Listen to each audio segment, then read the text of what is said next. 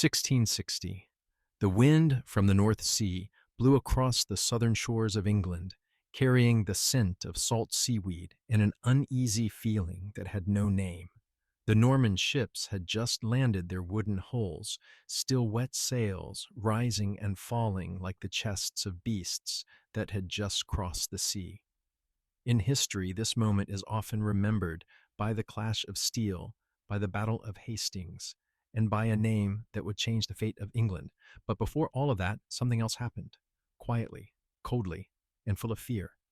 William didn't order the formation of ranks. He didn't check weapons, nor did he discuss strategy. Instead, he told his soldiers to find an anonymous mound of earth overlooking the sea. No banner, no tombstone, just an old lump of ground overgrown with patchy grass, like hundreds of others scattered across the island. But William knew exactly what he was looking for, or more precisely, who he was looking for. The soldiers dug in silence. The earth was wet, heavy, and cold, clinging to their gloves. When a shovel struck something harder than dirt, no one said a word. They pulled up bone fragments, discolored and decayed by time, once belonging to a man who had died nearly 200 years ago. There were no rites, no prayers. William looked at what remained and ordered it to be burned. The fire rose red and wild in the sea wind. The bones cracked with a dry, haunting sound. Ash drifted into the air and vanished, as if even the memory of that man was being erased. Only after the fire died down did William turn away and order the advance. To him, it wasn't cruelty, it was necessity, a preventive measure, because people believed that as long as those bones remained buried in English soil, no foreign invader could ever truly conquer this island. The dead man wasn't a king of England, nor a martyr, nor a hero in Christian chronicles. He was a Viking, a man who even turned to ashes could make a conqueror stop and bow before fear. His name was Ivar. So the question isn't whether the legend was true. History is rarely clear, and truth is often distorted by the fears of those who tell it. The more important question is, why did people believe it? Something very real, very brutal must have happened in the past for that name to survive so long, becoming a curse. What must a man have done? How much destruction must he have caused for even his bones to be seen as a military threat? Ivar left behind no cities bearing his name. He built no empire that lasted generations. What he left behind ran deeper, darker, a collective memory of horror. Stories whispered in monasteries, hurriedly written in the chronicles of the defeated, passed down for generations like a warning. 200 years after his death, Ivar could still slow the steps of history. And the irony is this: by every standard of the world he was born into, that man should not have existed, a frail child in a culture where physical strength was the law of survival. A crippled body among warriors who worshipped axes and hammers. A man who couldn't stand on his own legs, yet brought entire kingdoms to their knees. This story doesn't begin with war horns, but with a prophecy that was ignored. It doesn't begin with an army, but with a child who should have been left to the forest and death. And it didn't end in 873, when Ivar drew his last breath. It lingered like a shadow cast over England until the day the Norman ships arrived. This is not a story of glory, not an epic of heroism. It's a story of how fear is created, fed, and outlives men. Of a man with no bones who could still break history. And of one uncomfortable truth: sometimes the world is not shaped by those who stand tall, but by those who cannot stand, yet force everyone else to kneel. Ivar's story didn't begin on the battlefield, nor did it begin with blood. It began in a wooden house by the flickering firelight on a night that should have marked the start of happiness. A wedding night. A night history would later look back on as the first moment of a great deviation. The man that night was Ragnar Lothbrok. In the Viking world, Ragnar wasn't just a warrior. He was a legend. He was afraid. He was the one who carved his name into the shores of Christendom with fire and steel. Ragnar had sons, had glory, had everything most Viking men desired, but Ragnar still wanted more. And in that ambition, he married Aslog. Aslog was not like other women. The sagas called her a daughter of heroes, one with myth in her blood, but what made her terrifying had nothing to do with lineage. It was that she saw things others could not. In the Viking world, where the line between gods and men was as thin as spring ice, those with the gift of prophecy were both revered and feared. Ragnar knew that, but Ragnar was used to not listening. On their wedding night, Aslog warned him, not with screams or tears, but with the calm voice of someone who already knew the ending. She told Ragnar they had to wait 3 nights, 3 sacred nights. If they didn't, the child conceived would carry a curse. It would be born incomplete, without the structure of a normal human, without bones. Ragnar heard, and Ragnar ignored. In Viking culture, a woman's warning, even from a seeress, still came second to the desire of a victorious warrior. Ragnar had lived his life defying fate. He had sailed out when others said it was suicide. He had attacked lands no one else dared touch. To Ragnar, prophecy was just another challenge to be broken, so he did what history would not forget. He didn't wait. 9 months later, the consequence of that night was born. When the child let out its first cry, the room didn't fill with joy. The midwives were silent. Their eyes lingered too long on the small body before them. The legs couldn't hold weight. The joints were limp. Where there should have been bones, there was something like cartilage. The child was named Ivar. In the Viking world, this wasn't a tragedy. It was a procedure. A child born weak, unable to wield weapons, or stand in the shield wall was usually taken into the woods and left behind, not out of cruelty, but survival logic. A warrior who couldn't march was a burden. A burden meant death for the group. But Ivar wasn't taken away. The sagas don't explain why. They only say Ragnar stared at the child for a long time. Maybe he saw something in those eyes that made him hesitate. Maybe it was intelligence, maybe defiance, or maybe a late arriving fear that Aslog had been right and the price for his arrogance had come too fast. The prophecy in hindsight wasn't just about flesh. No bones wasn't merely a deformity. In a society built on bloodlines, strength, and the ability to pass on legacy, a child like Ivar was a deeper kind of fear. He represented a rupture, the possibility that power might no longer follow the usual path, that even the strongest blood could produce something uncontrollable. To Ragnar, Ivar was living proof of a mistake that couldn't be undone. To Aslog, he was exactly what she foretold. And to the Viking world, Ivar was a walking paradox, or more accurately, one that couldn't walk from the very moment of his birth. That wedding night then wasn't just a private moment between 2 people. It was the beginning of a chain of events no one in that wooden house could have foreseen. A small decision driven by desire and pride planted a twisted seed in the soil of the North. And that seed, instead of dying as it should have, took root. Ivar was born different from other children, and the world he entered had no place for him. But it was that very incompatibility that made him dangerous. From the very first moment, Ivar was a deviation, and history, as we'll see, has a habit of paying dearly for the deviations it fails to eliminate. In the Viking world, being born without strength was almost the same as never having existed at all. It wasn't personal cruelty, it was a cold logic honed over generations. The sea showed no mercy. Winter offered no kindness. War didn't wait for the weak to grow strong. A community only survives if every single person can stand firm when it is their turn to hold the shield.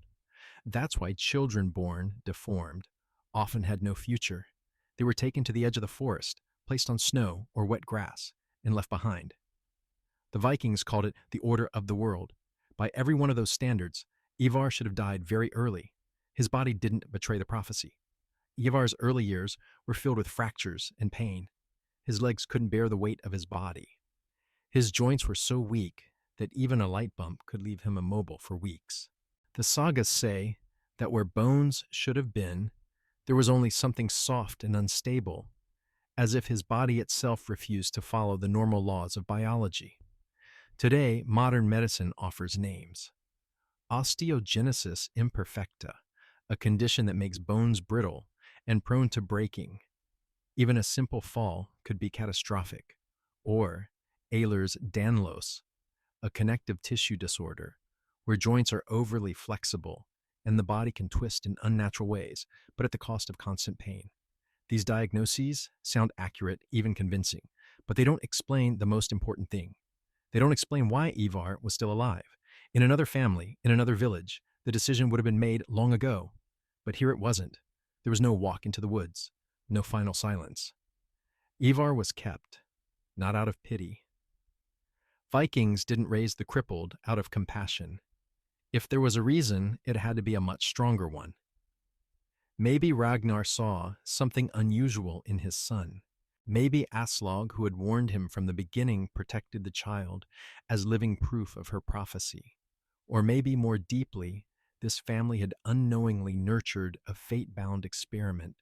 What happens when someone who can't fight with the body is forced to fight with something else?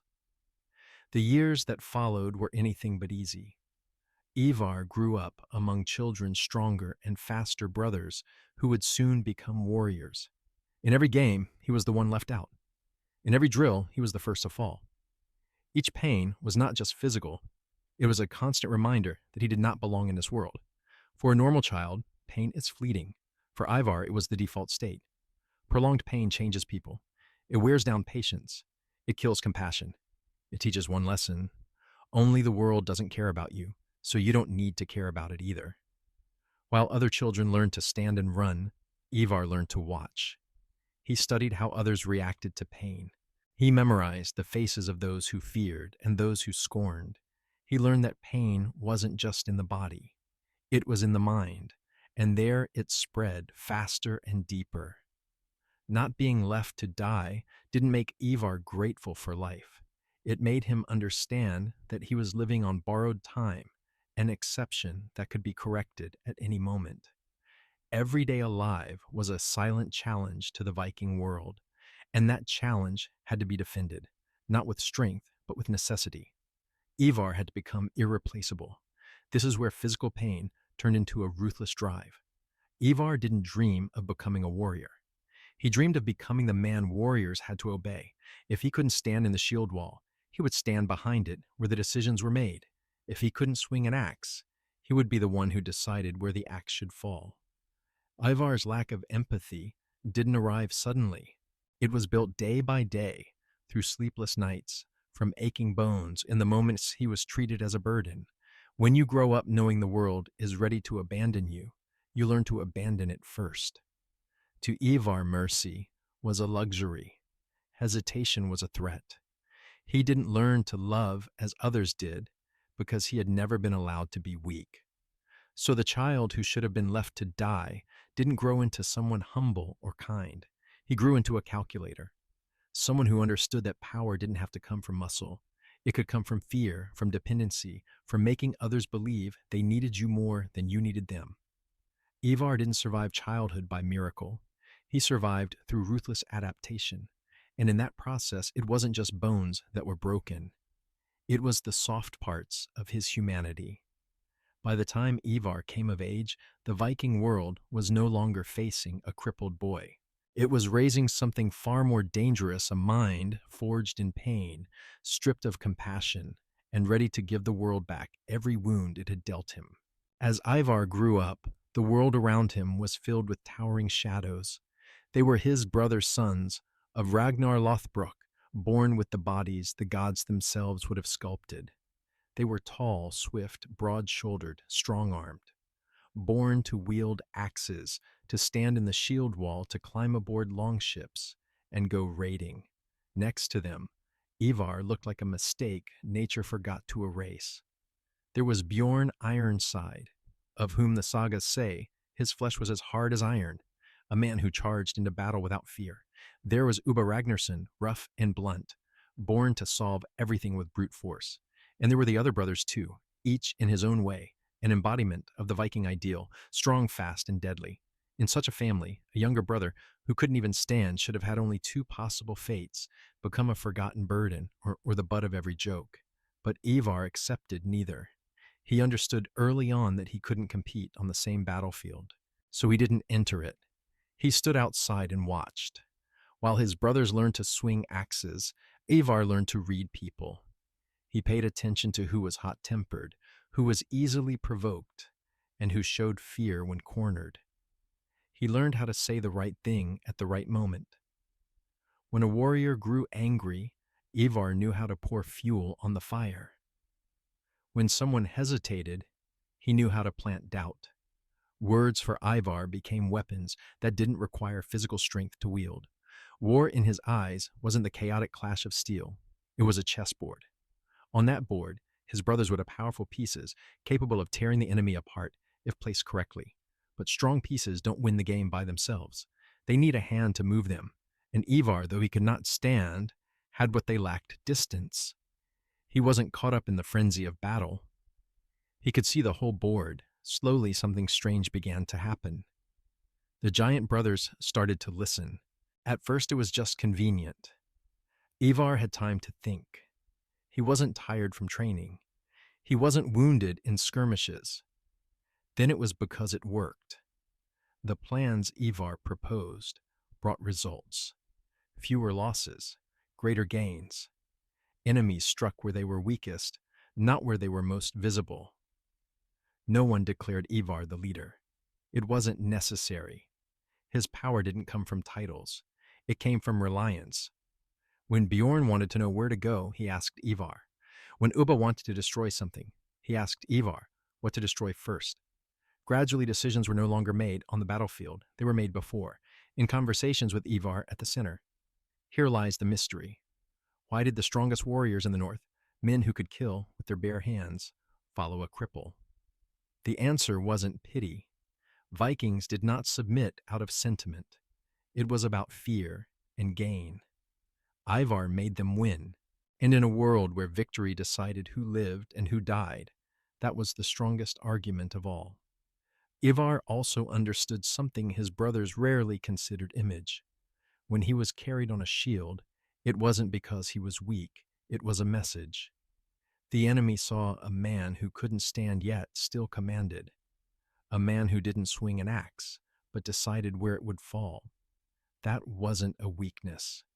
That was absolute power. Within Ragnar's family roles began to redefine. Bjorn was the arm, Ubba was the blade, the others were the weight, and Ivar was the brain. No one said it aloud, but everyone felt it. When Ivar spoke, the room fell quiet. When he was silent, the others waited. From the outside, it might seem like a paradox, but from within, it was a product of a long process. Ivar had turned weakness into leverage by forcing the world to adapt to him, rather than him adapting to the world. He didn't try to become a warrior. He became what warriors needed, and it was here that the most dangerous thing began to form. Not a bloodthirsty brute, but someone who used violence as a tool. Not someone swept up in war, but someone who directed it. While his brothers chased personal glory, Ivar started thinking about something bigger: campaign's territory and lasting submission. The family of Ragnar, once just a band of strong brothers, slowly became a machine, and at the center of that machine was a man who couldn't walk. The Viking world had accidentally created something it wasn't prepared to face: a leader who didn't rely on physical strength. A mind forged in pain with no room for hesitation and no need for divine approval to act. When the time came, when real blood began to spill, the giant brothers would charge forward as they always had. But their direction, their rhythm, and their ultimate goal had already been decided by the brother who couldn't stand, but had already learned how to make the entire world move to his will. News of Ragnar Lothbrok's death didn't arrive with war horns, but with whispers.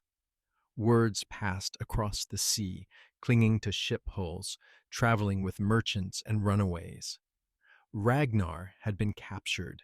Ragnar had been imprisoned. And then Ragnar was dead, not on a battlefield, not in a heroic ballad, but in a pit of snakes, at the hands of King Aella of Northumbria. The way a man dies says as much as the reason for his death. Ragnar, who once defied kings and burned coasts, was thrown into a pit where venom replaced blades. It was a death of symbolism, humiliation slow and deliberate. Aella didn't just want Ragnar gone, he wanted him erased from legend.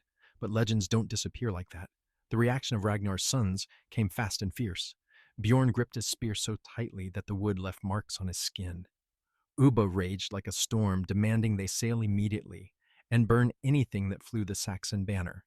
The other brothers growled restless, bloodthirsty. In Viking culture, a father's death summoned vengeance. There was no room for long-term thinking. Only blood for blood. Only one of them did nothing. Ivar stayed silent, but that silence wasn't empty. It was thick-heavy, like the surface of water before a storm. While the others shouted, Ivar listened. While they swore oaths, Ivar calculated. He didn't cry, he didn't scream, he didn't call for immediate war. That unsettled those around him, perhaps even irritated them. But Ivar was used to making people wait, because Ivar understood something that rage often obscures rushed revenge is a gift to the enemy. Burning a village doesn't collapse a kingdom. Killing a small army doesn't erase a name. If Ragnar died only to be mourned and avenged in a flash, then his death was wasted. Ivar didn't accept waste. There's a cold theory whispered between sagas and chronicles. Ragnar accepted death, not out of despair but strategy. The man who once stirred great storms knew the weight of legend. To die in some ordinary fashion would fade his name, but to die at the hands of a Christian king through a ritual of humiliation that was fuel. With his death, Ragnar placed in his son's hands something stronger than any rallying cry, a righteous reason for total war. The final words passed down about how the piglets will grunt when they hear how the old boar suffered weren't mourning. They were a signal, a code for those who knew how to read it. Bjorn and Ubba heard the challenge. Ivar heard the plan. He saw the map in his mind and the fractures within it. Northumbria was divided. The Saxon kingdoms mistrusted each other. The coming winters with slow responses, and most importantly, Ragnar's death could unite what was once scattered ships, chieftain's ambition. Not a raid, but an invasion. So Ivar said, wait. Wait for anger to cool into steel. Wait for oaths to become logistics. Wait for revenge to shift from impulse to operation. For the first time, Ragnar's family stood at a crossroads, unleash their wrath to satisfy honor or hold it back to change history. Ivar's silence slowly became the center of gravity. Questions turned toward him. When, where, how? And with every question, another thread of power wove itself toward the one who could not stand. Ivar didn't deny the pain. He shaped it. He built it into the structure. If Ragnar had accepted death to open the door to war, then Ivar was the one who walked through it with a map in hand. From this moment on, the story was no longer about sons who had lost a father. It became a story about kingdoms about to lose land. And the rage, what everyone had been waiting for, didn't arrive the way they expected. It didn't explode. It condensed. It was compressed until it was strong enough to crush everything. Ragnar's death then didn't end a life. It triggered a mechanism. And at the center of that mechanism, in a silence more terrifying than any roar, Ivar began to turn the wheel of history. The year 865 AD did not arrive with a storm. It arrived with a long silence, then was suddenly torn apart. For the Anglo-Saxon monks, writing under flickering candlelight, it was the year their chronicles changed tone. Before that, they wrote of summer raids, quick, brutal, then gone. But starting that year, they were forced to use a different phrase, the Great Heathen Army. It was no longer plunder. It was war. The difference didn't lie in the violence the English were already too familiar with, but in the scale, the objective, and the rhythm. This time the ships didn't come to take and leave. They came to stay. Hundreds of longships, thousands of warriors, many leaders, one will, and at the center of that will, sitting atop a shield, stretcher, was Ivar the Boneless. Ivar didn't call for war. He organized it. Envoys were sent across Scandinavia, Denmark, Norway, the Swedish coast, carrying not just promises of silver and glory, but a new offer land. That was the structural shift. Raiding fed a summer. Land could feed a generation. With that promise, Ivar turned scattered chieftains into a coalition never seen before, not because they loved each other, but because their interests aligned. But a massive alliance brings a massive problem: logistics. An army of 3 to 5,000 doesn't survive on momentum. They needed food, winter shelter, and most crucially, the ability to move on land. This is where Ivar's genius became clear. Instead of landing in Northumbria to take immediate revenge, he went south into East Anglia. It was a counterintuitive move, and for that reason, it worked. East Anglia saw the horizon dark with sails and braced for fire, but fire didn't come. Instead came envoys. Ivar wasn't demanding gold. He asked for horses, for Viking sailors and foot soldiers. That was a strange request. But in England, where news traveled faster on muddy roads than on waves, horses were key. Ivar understood that whoever moved faster than rumor would win. The deal was made in fear. East Anglia handed over horses in exchange for peace. Ivar took those horses in exchange for someone else's future. He wasn't just buying transport, he was buying time. That winter, the Great Heathen Army didn't scatter as usual. They wintered eating English food, resting, learning to ride. For the first time, the Saxons witnessed Vikings turning into cavalry. War had changed shape. While the warriors learned to ride, Ivar studied maps. He built an intelligence network: merchants, prisoners, deserters to read the political structure of the enemy. Northumbria was in civil war. Mercia was hesitant. Wessex was distant and cautious. The cracks were clear. Ivar didn't need gods to guide him. He needed calendars, harvests, and division. The big question remained: where did Ivar learn this kind of military thinking? There was no Viking war school, but the North Sea coast was where military systems collided. Abandoned Roman forts still stood, teaching silent lessons on walls, gates, and supply lines. The Anglo-Saxon kingdoms, with their fyrds and boors, showed the value of networked defense, and in looted monasteries, books Roman Christian passed through Viking hands. Ivar didn't need to read fluent Latin to understand a simple truth: war is a system. When the order came at the end of 866, the army didn't sail. They rode. A long column of Viking cavalry surged north, crossing enemy lines before defenses could form. The target wasn't villages. It was York Eoforwic, the heart of Northumbria, with its aging but still formidable Roman walls. The timing was calculated: a holy day, when the city was busy worshiping. Holiness makes people careless. Hell does not. York fell so quickly that it stunned the English, not because the walls were weak, but because the will had already been broken. The Great Heathen Army took the treasury, the gates, and the temple. When Northumbria's two rival kings, usurper and usurped, finally allied to fight back, they walked into the trap Ivar had set. Walls weren't just defenses, they were funnels. The outcome was written before swords ever crossed. The most terrifying thing wasn't the slaughter that followed. It was the slow realization that war had changed its rules. Ivar wasn't seeking glory in battle.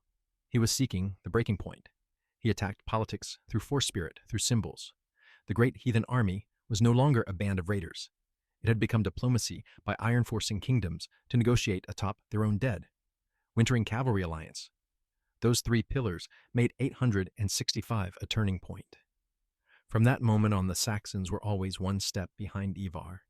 And when you're one step behind in war, you don't just lose the battle, you lose control of the future.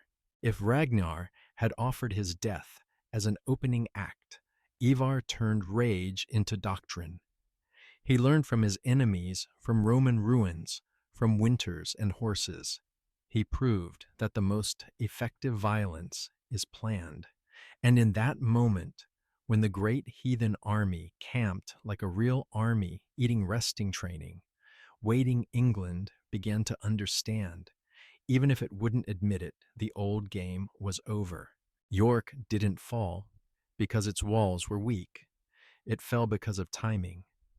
The city Eoforwic in the Saxon tongue wore its ancient Roman walls like a crown thick proud, a stone memory of a dead empire that still knew how to keep the living out. For centuries, those walls had been enough to make enemies hesitate, but stone doesn't choose the day, people do. And Ivar chose a holy day, November 1st, All Saints' Day. Church bells called the people to Mass, summoned the guards into complacency, and lulled the city into a slower breath. As the gates opened to welcome worshippers, hell arrived from behind. The Great Heathen Army didn't need to break the walls. They walked through the cracks of habit. York fell so fast it didn't have time to realize it had lost. Taking York wasn't the end. It was the bait. Ivar didn't just want the city. He wanted the kings. Northumbria, at the time, was torn by civil war, a kingdom chewing off its own leg. When York fell, the two halves were forced to stitch themselves back together out of desperation. Osbert, the deposed king, and King Aella, the usurper, did the unthinkable. They allied. They marched on York with everything they had left, and that was exactly what Ivar had waited for. Roman walls, once in his hands, weren't just for defense. They became a funnel. The Great Heathen Army stood with their backs to stone, turning narrow streets into slaughter lanes, where the raw strength of the Vikings was maximized, and the Saxon formations fell apart. The battle didn't last long. It crushed. Osbert died in the chaos, a normal death by the standards of war sword, blood dirt, but for Ivar reserved something different, not out of rage, but out of memory. Ragnar had died in a snake pit, humiliated. Ael would die in a way meant to be remembered. What happened next lies on the edge between history and survivor's tale. The sagas speak of the blood eagle, a punishment more symbolic than tactical, a ritual not meant to kill quickly, but to tell a story. Modern scholars debate, was it real or a misunderstood metaphor? Could the human body even endure such a thing? The questions are valid, but they miss the point. In Ivar's war, symbolism was a weapon. The blood eagle, whether carried out as described or exaggerated through the terror of the defeated, served its purpose. Rumor traveled faster than any army. The Saxons didn't just hear that their king had died, they heard that their power had been torn apart in a pagan ritual that the old order no longer commanded respect. Fear came before the spear. Ivar didn't need to hold the knife himself to make it happen. He only had to allow it. In that moment, York became a stage. The Roman walls were the backdrop, and the message was clear: whoever killed Ragnar would not die like a king. After York, Northumbria didn't just lose its capital, it lost its head. One king died in the streets, the other in ritual. The rest, nobles, malicious priests, learned silence. Ivar placed a puppet king on the throne, not to rule, but to stabilize. That stability gave him the freedom to look south. The climax at York wasn't the bloodshed, it was the shift. From here on, every Saxon kingdom understood they were no longer facing summer raiders. They were facing a doctrine of war, one that knew how to use holy days, old walls, and memory to strangle the present. York didn't fall because it was hit harder. It fell because it was hit right. And at the center of it all, Ivar still sat, not standing on the wall, not charging into the streets, but every move others made followed the rhythm he had set. York fell on a holy day to remind England of a truth it would not forget for generations: when your enemy understands you better than you understand yourself, even the thickest walls are just stone. After York, the name Blood Eagle began to live a life of its own. It left the battlefield and crept into the collective imagination. It was whispered in great halls, scribbled hastily into the chronicles of trembling monks, passed on like a curse through the word of mouth. But from the very beginning, Blood Eagle never belonged to a single story. It existed simultaneously in two theories, and both, despite contradicting each other, served the same purpose. The first theory is the one the sagas recount in gruesome detail: a pagan execution ritual where the chest was cut open, ribs bent backward, like wings lungs pulled out to breathe one final time in the shape of an eagle. If this ever truly happened, as described, it wasn't random violence. It was a theater. It required time, preparation, and an audience. The ritual was not meant to kill quickly. It was meant to leave a mark on the memory of the witnesses and on the fear of those who only heard it told. The second theory is colder. It argues that the blood eagle is a metaphor, a poetic phrase misunderstood or deliberately exaggerated, that the eagle was simply an image of a corpse left exposed for birds, and that cutting the back was symbolic language for utter defeat. From a modern medical standpoint, the human body likely couldn't survive the described procedure long enough for the ritual to be completed. Shock blood loss, and death would come faster. In this reading, the blood eagle wasn't a surgical method, it was literary violence. Two opposing theories, yet both lead to the same conclusion. Physical truth isn't the point. Psychological impact is the victory. In Ivar's war, fear was sown like grain. Not every seed had to be perfect, only dense enough to cover the ground. Put yourself in the shoes of a Saxon lord after York. You don't need to witness the ritual. You only need to hear that the king of Northumbria died in a way not of this world. You hear that the enemy doesn't just kill, they redefine death. The next day, when you look at your city walls, they're no longer stone. They are questions. Questions that erode resolve before a single spear hits a shield. The blood eagle then functioned as a perfect psychological weapon. It didn't require reenactment. It only needed retelling. And with each retelling, it adapted itself to the listener's fear. To the devout, it was proof of the devil. To the warrior, it was a warning that honor wouldn't save you. To the politician, it was a message that negotiations now occurred on someone else's terms. What's remarkable is that Ivar didn't need to confirm or deny it. Ambiguity was his ally. If he denied it, he weakened the rumor. If he confirmed it, he locked himself into a single narrative. By remaining silent or letting others speak for him, he allowed the blood eagle to become whatever his enemies feared most. That's the art of psychological warfare, letting your opponent complete their own nightmare.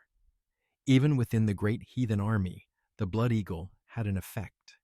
It created boundaries, a reminder that there are lines you don't cross if you're on the wrong side. Discipline didn't come only from reward or punishment. It came from myth. An army that believes its leader is willing to go to symbolic extremes fights differently. They believe their enemy's hesitation has already been accounted for. And then there's the most uncomfortable question. If the blood eagle never happened, does that make it any less real? In history, some things don't need physical reality to shape behavior. A curse omen, a convincing story, any of these can alter human decisions. Here, the blood eagle did exactly that. It made the Saxon kingdoms react as if it were real, and in that reaction, it became real.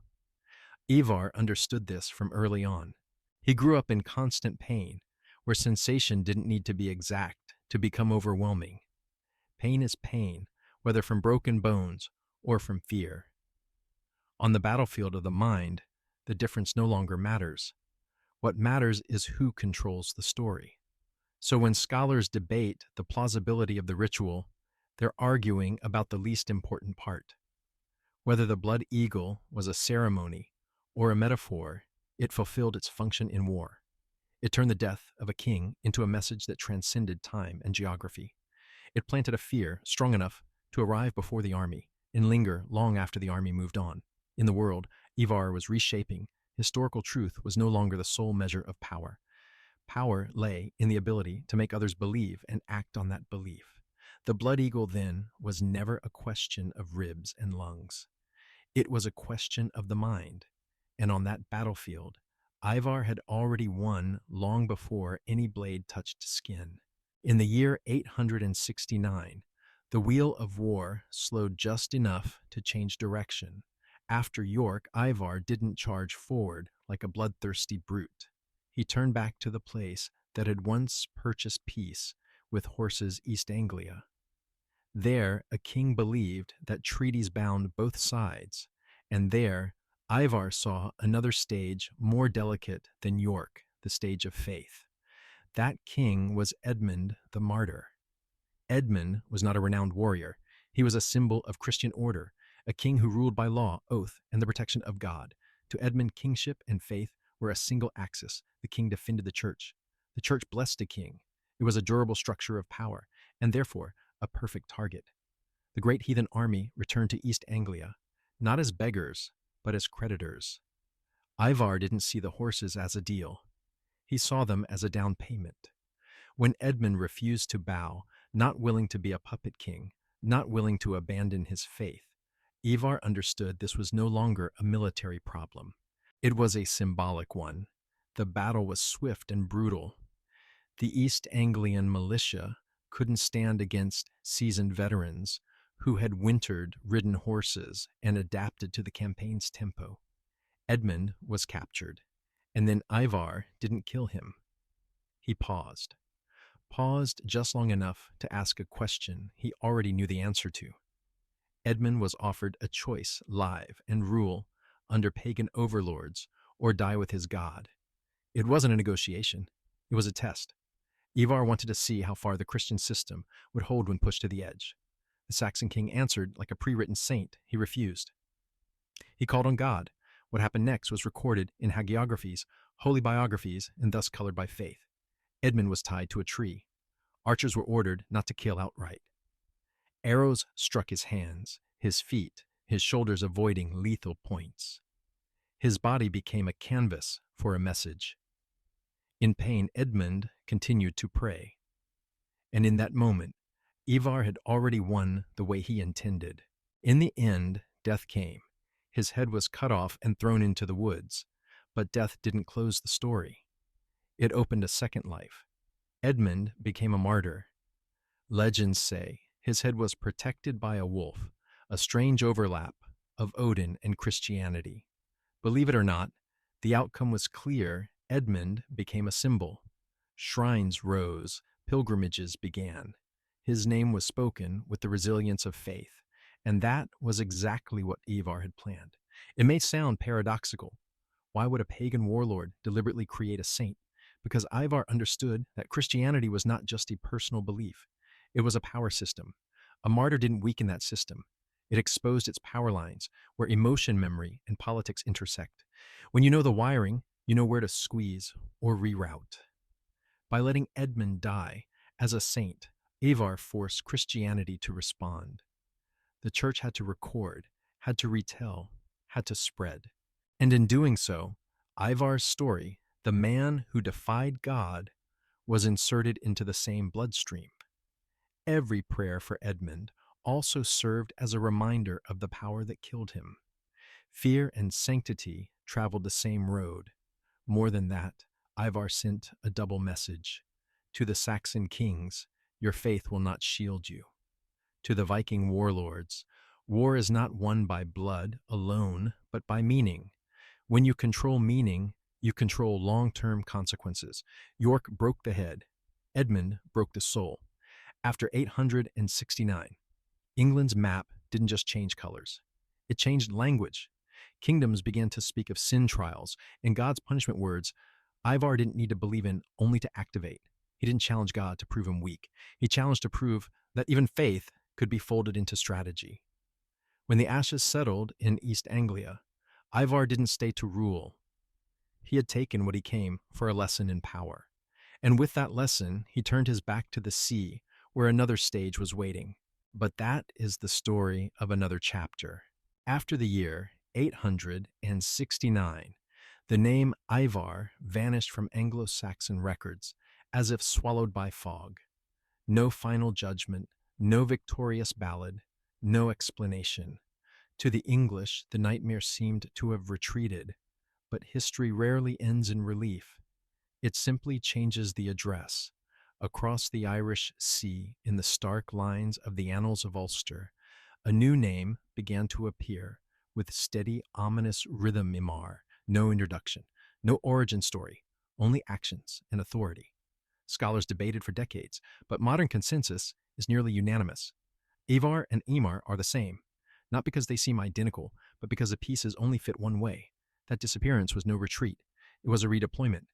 Ivar had completed his purpose in England, break the old order plant, fear force kingdoms into reaction. In Ireland, he found something else, a center. Dublin then, still, Dublin, was not yet a city of stone and bells.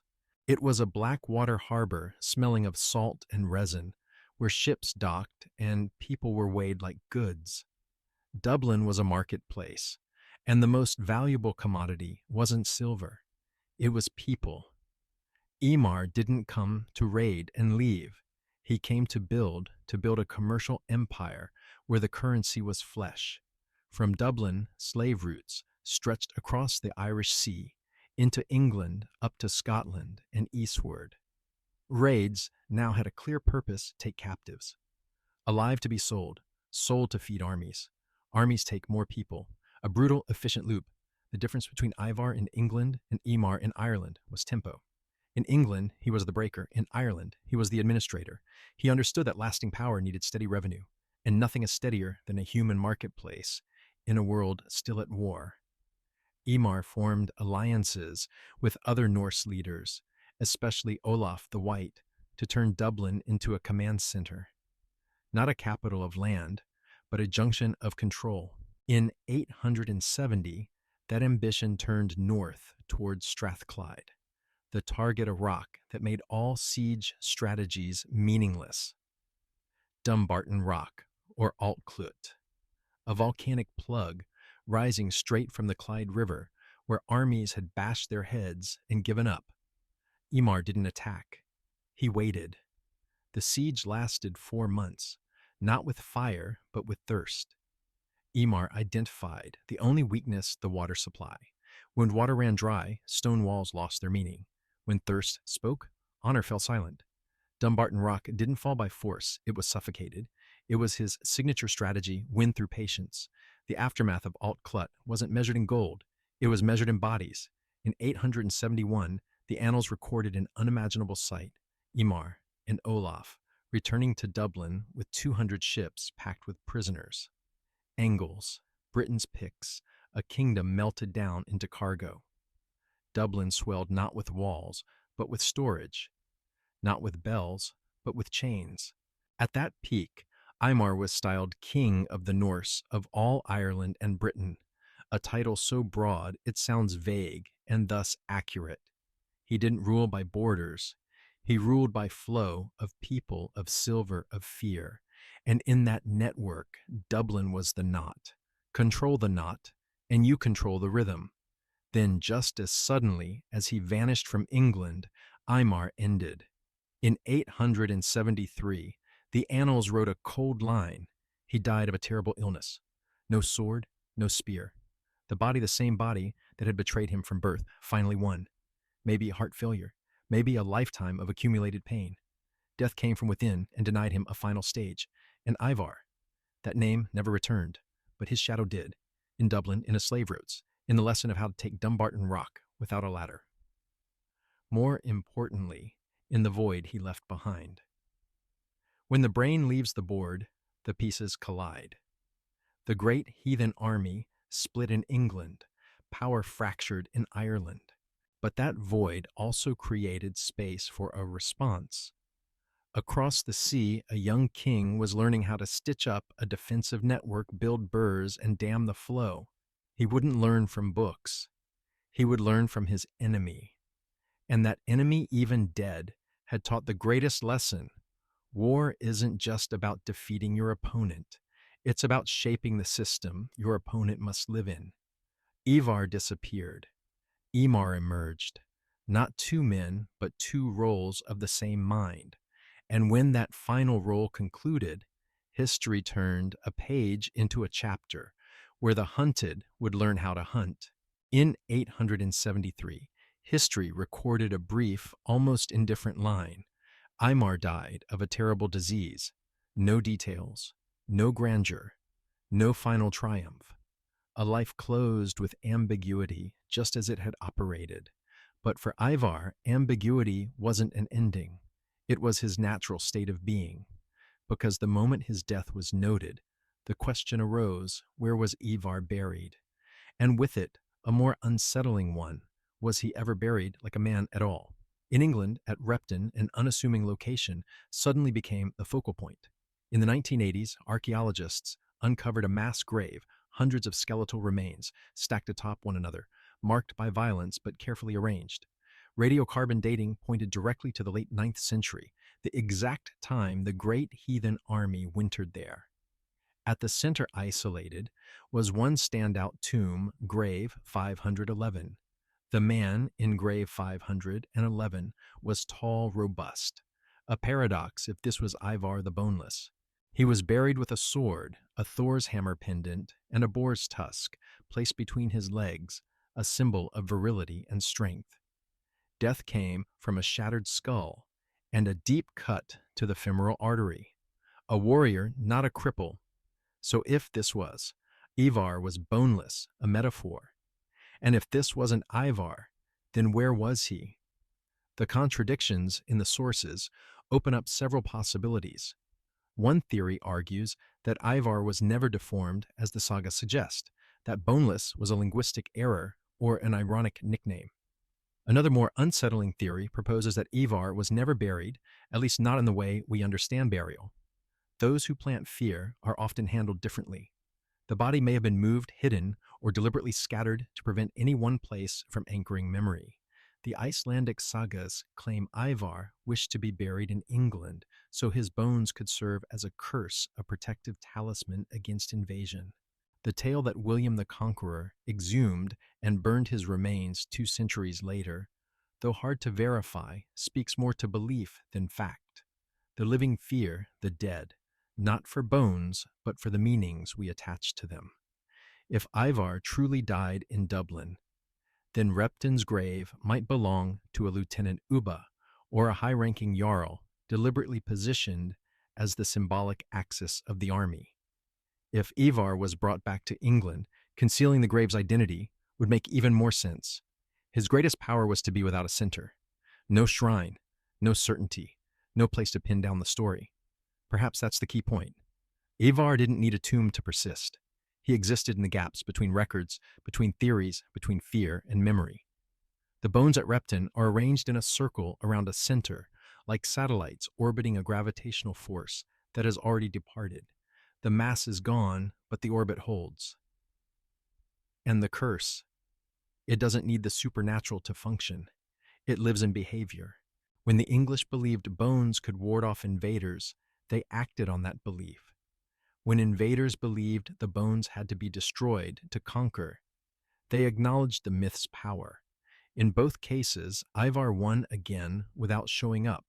The year 873 marked a biological death, but Ivar's legacy wasn't buried in the ground.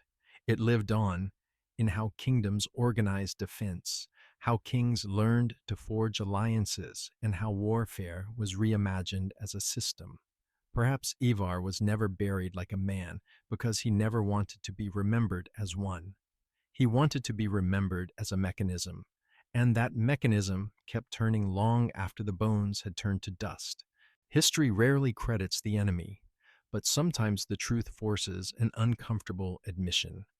Some nations are born not through their own victories, but through the blows of another.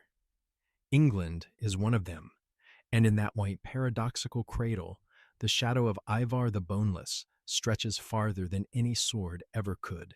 Ask the question in reverse. What if Ivar had never come?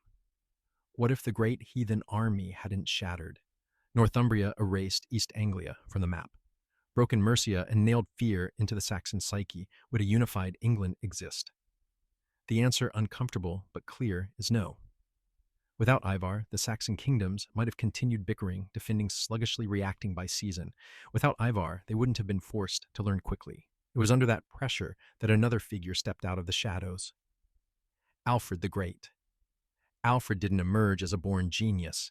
He emerged as a reaction. After the strikes set to Ivar's rhythm speed, wintering targeting fracture points, Alfred learned to stitch the country back together with systems. Burrs rose like a network hardware, armies rotated in shifts, and the navy was rebuilt. It wasn't inspiration. It was a survival drill. Without Ivar, Alfred might never have retreated to the Somerset marshes to think. Without Ivar, Wessex might never have been forced to become the final pillar. And without that pillar, England would have remained a geographic term, not a political entity. The paradox is clear. The destroyer forced the other side to unify. Ivar's legacy didn't stop at politics. It spread into culture and psychology. The map of England still bears the lines of the Danelaw, not just laws, but the collective memory of a shock. The language absorbed Norse words. Towns carry Viking names, and in its psyche, the English learned to view war as a long game, not just a single battle. More importantly, Ivar left behind a lesson about power. Power doesn't need to stand tall. It needs to see far. It doesn't need to win every battle. It needs to reshape how others think about war itself. Ivar did that through symbols, through fear, by turning faith into theater and old walls into traps. When you force your enemy to reorganize their entire society just to survive you, you've won on a deeper level. Maybe Ivar has no grave. Maybe his bones were scattered, burned hidden, or never buried at all. But that doesn't erase him, because Ivar didn't exist in the flesh. He existed in consequence. In Alfred's birth, in the military reforms, in the birth of a state that knew how to defend as a network. Each was a direct response to a mind that forced history to accelerate.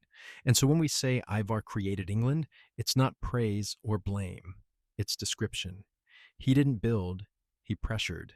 He didn't bless, he imposed. He didn't unite, he forced unity. History pushed to the edge, broken a way that made it stand taller after the fall. In the end, we return to the original paradox. A man born without bones or bearing the name made an entire island restructure itself.